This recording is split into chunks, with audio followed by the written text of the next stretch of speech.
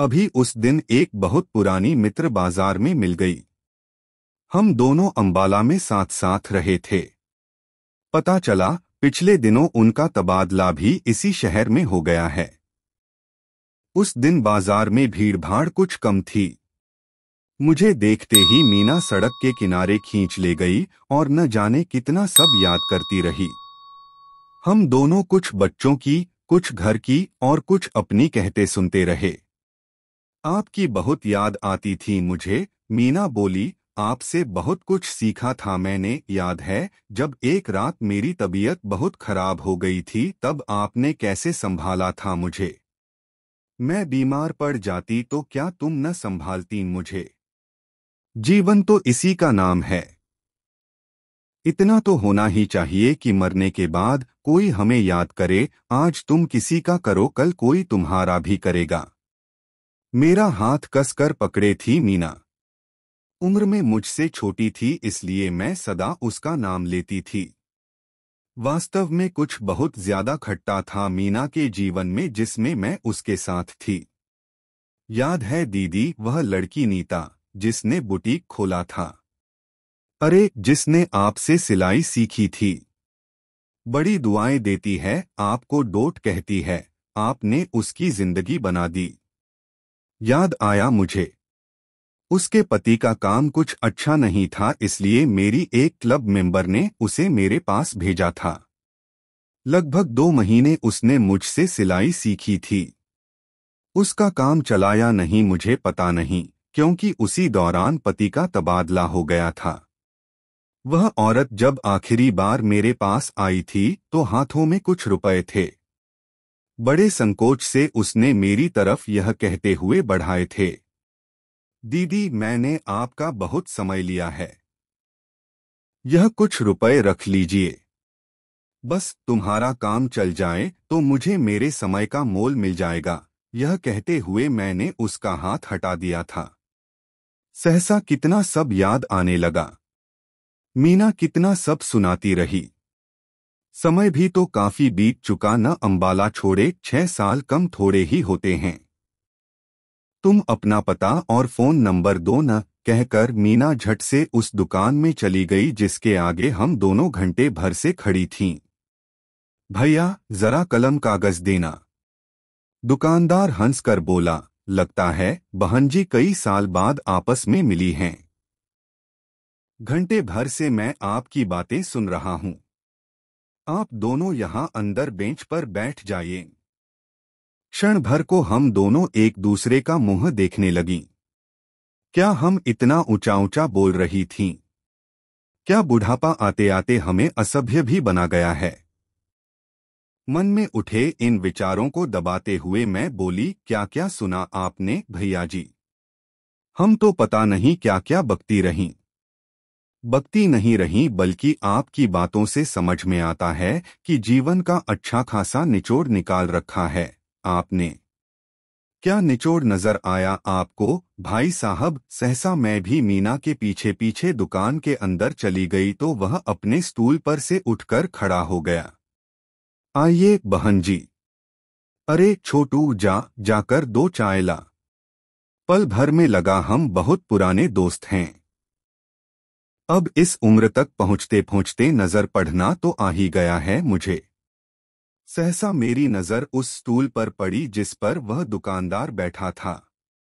1.25 foot के आकार वाले स्टूल पर वह भारी भरकम शरीर का आदमी कैसे बैठ पाता होगा, यही सोचने लगी। इतनी बड़ी दुकान है, क्या आरामदायक कोई कुर्सी नहीं रख सकता यह दुकानदार? तभी एक लंबे चौड़े लड़के ने दुकान में प्रवेश किया। मीना कागज पर अपने घर का पता और फोन नंबर लिखती रही और मैं उस ऊंचे और कम चौड़े स्टूल को ही देखती रही जिस पर अब उसका बेटा बैठने जा रहा था।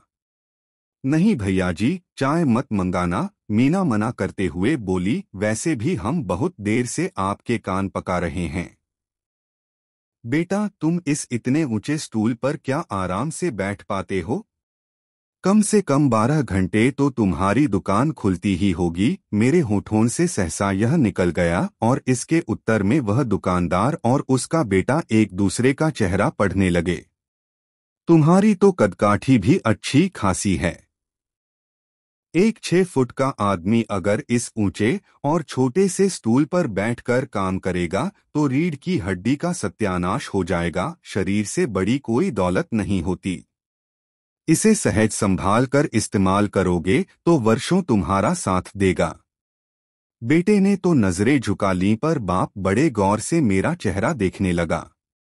मेरे पिताजी भी इसी स्टूल पर पूरे 50 साल बैठे थे। उनकी पीठ तो नहीं दुखी थी।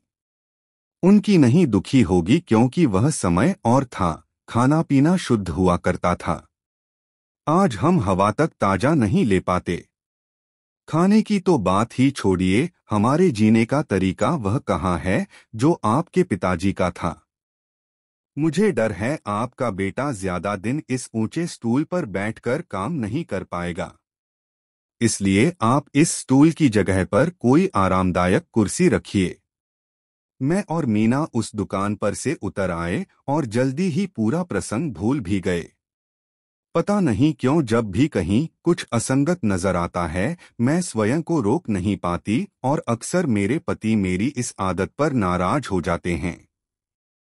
तुम दादी अम्मा हो क्या सबकी जहां कुछ गलत नजर आता है समझाने लगती हो, सामने वाला चाहे बुरा ही मान जाए बुरा मेरा क्या जाता है।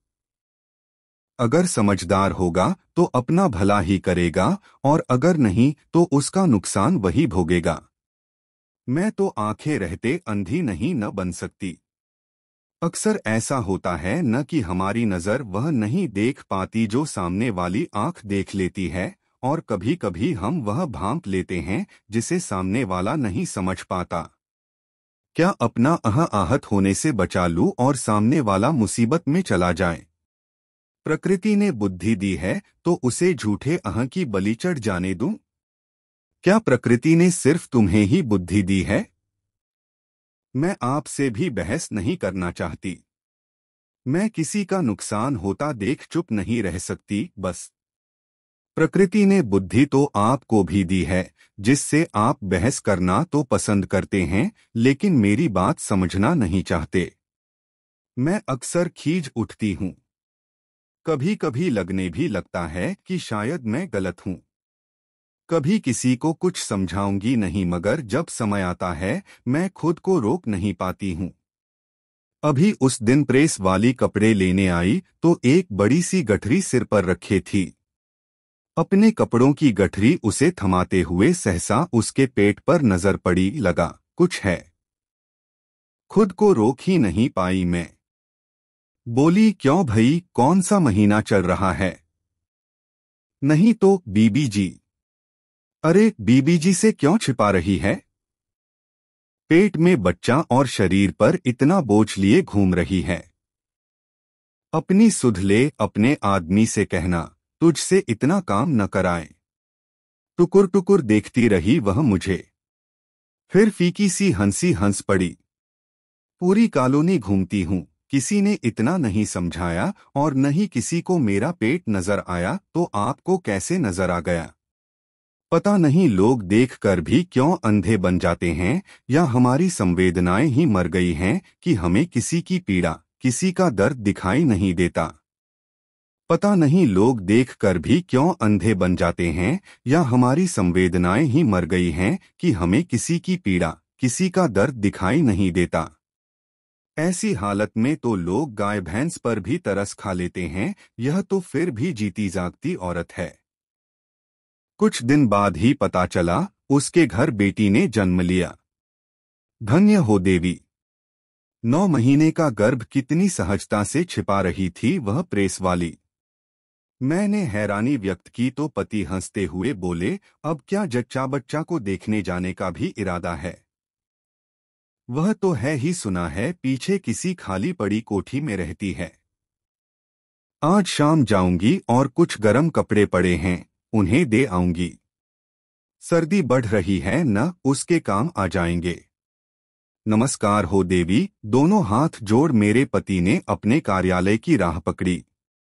मुझे समझ में नहीं आया मैं कहाँ गलत थी। मैं क्या करूं कि मेरे पति भी मुझे समझने का प्रयास करें। कुछ दिन बाद एक और समस्या मेरे सामने चली आई। इनके एक सहयोगी हैं जो अक्सर परिवार सहित हमारे घर आते हैं। एक से दो मुलाकातों में तो मुझे पता नहीं चला, लेकिन अब पता चल रहा है कि जब भी वह हमारे घर आते हैं 1 घंटे में लगभग 4 से 5 बार बाथरूम जाते हैं। बार बार चाय भी मांगते हैं। बाथरूम जाना या चाय मांगना मेरी समस्या नहीं है। समस्या यह है कि उनके जाने के बाद हमारा बाथरूम चींटियों से भर जाता है। सफेद बर्तन एकदम काला हो जाता है। हो न हो इन्हें शुगर हो। पति से अपने मन की बात बताकर पूछ लिया कि क्या उनसे इस बारे में बात करूं। खबरदार, हर बात की एक सीमा होती है। किसी के फटे में टांग मत डाला करो, मैंने कह दिया। एक बार तो पूछ लो। मन नहीं माना तो पति से जोर देकर बोली, शुगर के मरीज को अक्सर पता नहीं चलता कि उसे शुगर है, और बहुत ज्यादा शुगर बढ़ जाए तभी पेशाब में आती है। क्या पता उन्हें पता ही न हो कि उन्हें शुगर हो चुकी है। कोई जरूरत नहीं है, और तुम ज्यादा डॉक्टरी मत झाड़ो। दुनिया में एक तुम ही समझदार नहीं हो। उन्हें कुछ हो गया तो देखो, उनके छोटे छोटे बच्चे हैं, और कुछ हो गया तो क्या होगा? क्या उम्र भर हम खुद को क्षमा कर पाएंगे? अपने पति से जिद कर मैं एक दिन जबरदस्ती उनके घर चली गई। बातों बातों में मैंने उनके बाथरूम में जाने की इच्छा व्यक्त की। क्या बताऊं दीदी, हमारा बाथरूम साफ होता ही नहीं। इतनी चींटी हैं कि क्या कहूं। इतना फिनाइल डालती हूं कि पूछो मत। आपके घर में किसी को शुगर तो नहीं है ना? नहीं तो आप ऐसा क्यों पूछ रही हैं? अवाक रह गई थी वह। धीरे से अपनी बात कह दी। मैंने रो पड़ी वह। मैंने कहा तो मानो उसे भी लगने लगा कि शायद घर में किसी को शुगर है। हाँ, तभी रात रात भर सो नहीं पाते हैं। हर समय टांगे दबाने को कहते हैं। बार बार पानी पीते हैं, और कमजोर भी हो रहे हैं। दीदी, कभी ख्याल ही नहीं आया मुझे। हमारे तो खानदान में कहीं किसी को शुगर नहीं है। उसी पल मेरे पति उनको साथ लेकर डॉक्टर के पास गए। रक्त और पेशाब की जांच की। डॉक्टर मुहबाए उसे देखने लगा। इतनी ज्यादा शुगर, आप जिंदा हैं? मैं तो इसी पर हैरान हूं। वही हो गया न जिसका मुझे डर था। उसी क्षण से उनका इलाज शुरू हो गया।